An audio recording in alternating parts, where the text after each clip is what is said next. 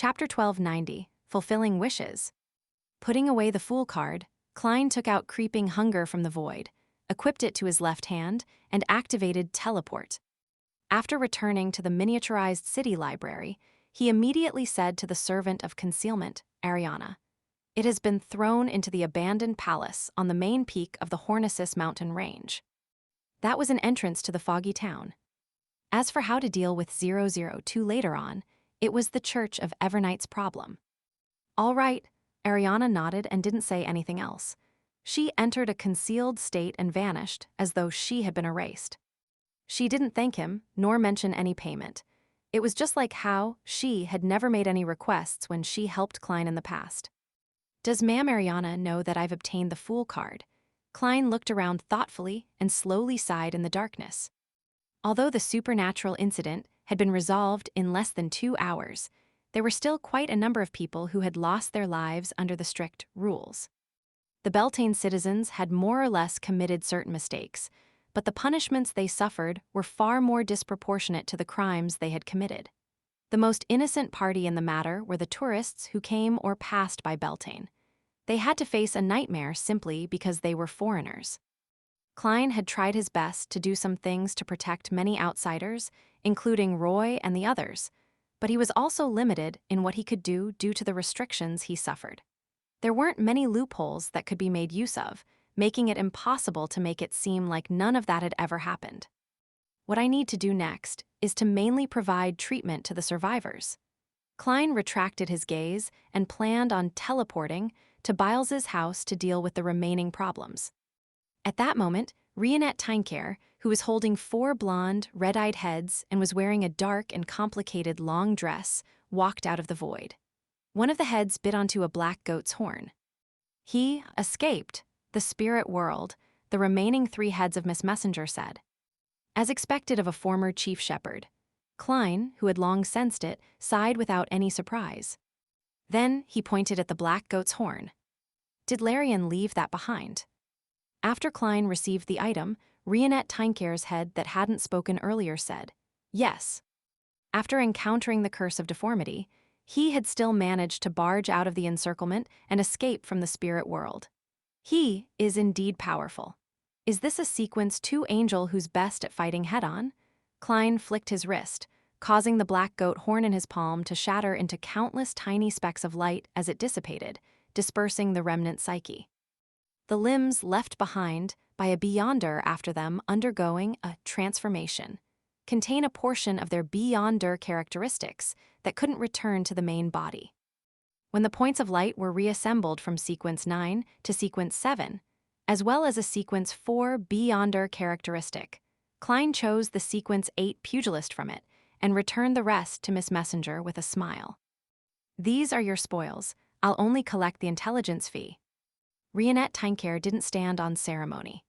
She raised one of the blonde, red-eyed heads and had it open its mouth, absorbing the Sequence 9, Sequence 7, and Sequence 4 Warrior Beyonder characteristics. After watching Miss Messenger leave Beltane, Klein teleported back to Byles's home and smiled at Roy and company. "The problem has been resolved. You are no longer foreigners who have to be treated with animosity." The 4 Beyonders were just about to respond with heartfelt and relieved smiles when they saw the magical Mr. Magician invite a stranger from the air. It was an old man with a dark red bow tie. He wore a shirt, vest, formal suit, and blue striped trousers. His hair remained thick despite it being all white. His aura was warm and elegant. This was the marionette, H. Finn Rambus, whom Klein had once possessed. He planned on using this manipulator to seal away their memories of 002. Not being corrupted by a Sephra didn't mean that Byles wouldn't encounter terrifying matters when he recollected the matter. As there was only one relevant period of memory for Byles, and he didn't know the truth of the matter, what Klein needed to do was rather simple. Therefore, he didn't seek Miss Justice's help. He planned on using his marionette's historical void projection to complete it. "You didn't tell them about what happened in the city library, right?" Klein got H. Finn Rambus to walk to his side as he asked Byles. Byles hurriedly shook his head and said, "I remember your advice." "Very good. Next, I'll give you some psychological treatment. I'll help you forget all those matters. Otherwise, you'll be targeted by 002 and never be able to obtain peace until you die. Believe me, sealed artifacts at this level can definitely do something like that, even if it has been taken away, Klein explained his goal frankly. Biles's lips quivered as he said, "All right." He chose to obey and believe. After inviting Roy, Pasha, and Phil out of this rental apartment, Klein controlled Hvin Rambus to do a series of mental control processes and successfully made Biles forget the brass book he had seen, as well as the contents on it. After doing this, Klein carefully took out the magic mirror and looked at it. Arodes, are there any other hidden dangers? On the surface of the ancient silver mirror, the aqueous light flickered and reflected a line of silver words. Great Master, there aren't any latent risks in Beltane. As for other places in Lone and Faceac, as it involves 002 itself, I'm unable to see it clearly. Perhaps you can confirm it yourself. All right. Klein nodded slightly, took out a gold coin, and softly chanted the corresponding divination statement. With a ping, the gold coin flicked up and tumbled in the air. During this process, scenes naturally surfaced in Klein's mind. They were chimneys, streets, and cities. They were extremely vague and lacked specific directions. With a slight frown, he collected his thoughts and reached out to catch the gold coin. Then he got Pasha and the others to return to Biles's home. He smiled and said to Roy, "Didn't you wish to obtain the next potion? You can make a wish now." Roy's eyes revealed surprise and he asked nervously, "I can still make another wish." "This is a gift," Klein replied with a smile. Roy's heart stirred. Without asking any more questions, he seized this opportunity to fulfill his wish of obtaining the next potion. Klein then threw the Warrior Pathways sequence, 8 Pugilist Beyonder, characteristic to him. This is essentially a potion, but for safety, I suggest you search for the corresponding formula and find the correct supplementary ingredients. Your amazing feats are worthy of praise. Roy expressed his gratitude. His first potion had, in some sense, been a Warrior Beyonder characteristic that he devoured. As the apocalypse was approaching, along with his relatively low sequence and good luck, he didn't lose control on the spot. He didn't even have any serious psychological problems. After that, he gradually came into contact with other Beyonders and came into contact with true mysticism. Only then did he learn how dangerous his actions were, and he didn't dare make a similar attempt again.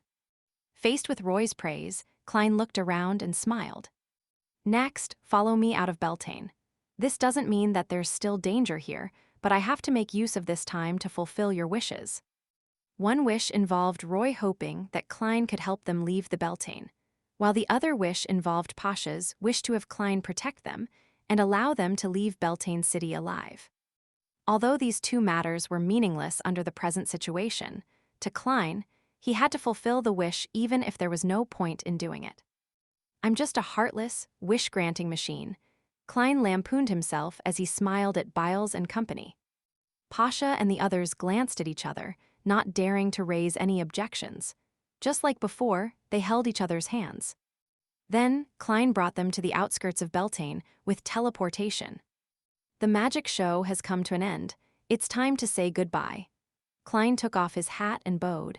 He tried his best to make himself a true wandering magician. This was a habit of his acting. Upon seeing this, Pasha blurted out, "Can we know your name?" Klein smiled and said, "I have too many names. Different people have different names for me. You can call me the Miracle Magician, Merlin Hermes." "Mr. Hermes, are you a believer of the Evernight Goddess?" Roy asked after some hesitation. For a moment, Klein didn't know how to answer. He really wanted to say that he once was, but not anymore. After some consideration, he decided to act as an attendant of mysteries in advance. He immediately restrained his smile and solemnly said, "The one I serve is the Fool, the Lord of the Mysteries, the great ruler above the spirit world. If you wish to believe in this mighty existence, or wish to gain more of an understanding, you can go to the Sanya Sea's Rorsted Archipelago.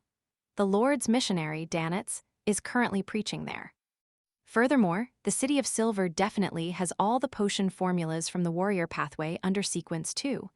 Klein silently added, but he didn't say it out loud. Roy nodded slightly and said, "It's my first time knowing of such a mighty existence in this world. Your miraculous nature has shown his brilliance." He didn't directly respond to Mr. Merlin Hermes because he was still hesitant. Pasha, Biles, and Phil were the same. Without another word, Klein turned around and left the four Beyonders before making a detour to Beltane. He didn't forget his purpose in alighting at this tiny city. He planned on immediately finding a room to study the Fool card above the gray fog. In a city in Midseashire, at a particular library, a young law researcher took out a book from the bookshelf and walked to a table by the window and sat down. As he carefully read through the book, he realized that there was a page of yellowish-brown paper in it. "What is this?" The young law researcher muttered to himself in confusion and reached out to pull out the paper.